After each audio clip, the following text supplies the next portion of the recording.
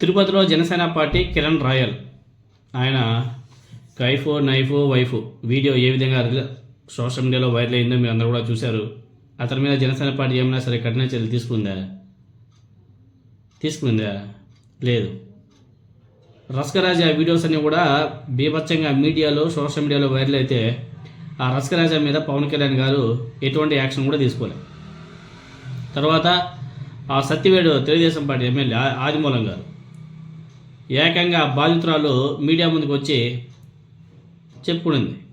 ఆ వీడియోస్ కూడా బీభత్సంగా వచ్చాయి. ఏం చేశారు? మధ్యవర్తిత్వం చేసి సెటిల్మెంట్ చేశారు. తర్వాత ఇక్కడ Janasena party railway Koduru MLA Arava Sridhar ఆ రసకరాజా కథలు మామూలుగా లేవు. అది ఇంకో వేరే లెవెల్, మామూలు లెవెల్ కూడా కాదు, అది ఇంకో లెవెల్, అసలు పీక్ లెవెల్. ఏకంగా అసెంబ్లీ నుంచే వీడియో కాలింగ్.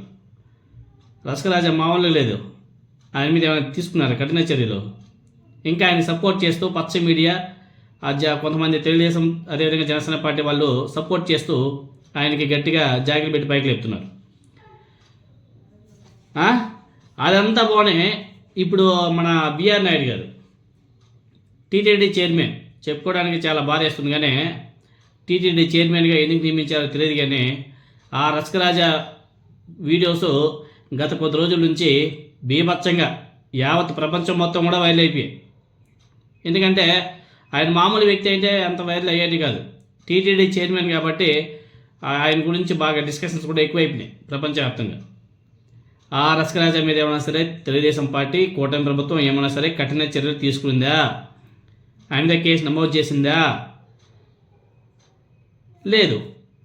వీళ్ళు ఎవరు ఈ నలుగురు ఎగ్జాంపుల్ ఇవి. ఇంకా ఆయన గుంటూరు ఎమ్మెల్యే ఉన్నాడు, తర్వాత కోన రవికుమార్ ఉన్నాడు. వీళ్ళ గురించి అంత పక్కన పెట్టండి.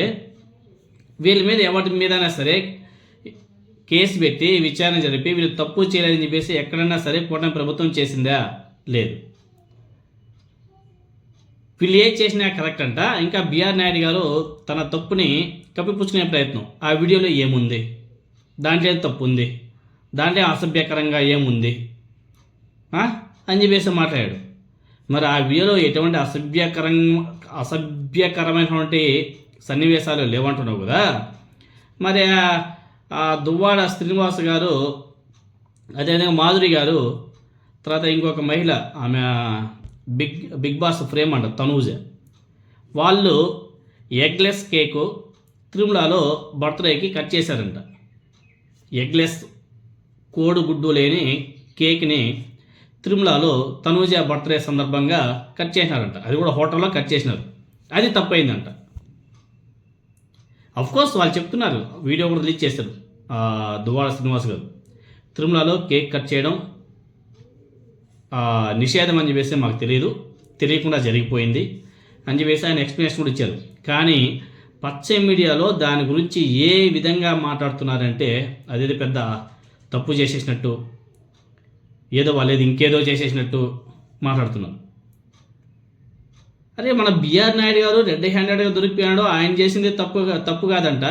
వాళ్ళేదో పాపం ఎగ్లెస్ కేక్ కట్ చేస్తే తప్పు అయిపోయిందా? ఎంత దుర్మార్గం. అందుకే ఆయన చెప్పాడు దువ్వాడ శ్రీనివాస్ గారు, అయ్యా నాయుడు గారు, మీరు చేసింది తప్పు కానప్పుడు నేను చేసింది తప్పు ఎలా అవుతుంది? చెప్పండి దానికి సమాధానం. చెప్పగలరా నా బిఆర్ నాయుడు, ఆ టీవీ5 సాంబశివరావు, ఆ టీవీ5 మూర్తి గారు? ఎప్పుడు చూడు ఎదుటి వాళ్ళ మీద బురద తినడానికి ప్రయత్నాలు చేస్తారు తప్ప మన బురద మాత్రం మనం కడుక్కో. దుర్మార్గపు పచ్చ మీడియాప. తెలుసో తెలియకో కేక్ కట్ చేశారు, సింపుల్ అయిపోయింది. వాళ్ళేమో అక్కడేమీ బిఆర్ నాయుడు లాగా రాష్ట్రాలు చేయట్లేదు కదా. సిగ్గు శరం ఉండాలి కూర్చోమే సరే ఈ పచ్చ మీడియాకి. ప్రతి ఒక్క దాన్ని తిరుమలకి అంటగట్టేస్తారు. హిందూ అంటారు, అది అంటారు, ఇది అంటారు. ప్రతి ఒక్కదానికి తిరుమల తిరుపతి ప్రతిష్టని దిగదార్చేసింది కూటమి ప్రభుత్వం. చాలా బాధేస్తుంది. ప్రతి ఒక్క సన్నివేశం, ప్రతి ఒక్క ఈ దేశంలో ఏ జరిగినా అన్నిటికీ లింక్లే. తర్వాత మన కొలికిపూడి శ్రీనివాసరావు గారు ఆయన కూడా స్టేట్మెంట్ ఇచ్చారు. పాపం చాలా బాధపడ్డాడు. ఇంతమంది ఉన్నారు కదా, వీళ్ళలాగా నాకు సంబంధించి ఏమైనా సరే వీడియోలు బయట వచ్చుంటే ఈ పచ్చ మీడియా నన్ను బతకనిచ్చేదా అని చెప్పేసి మాట్లాడాడు. అవును కదా.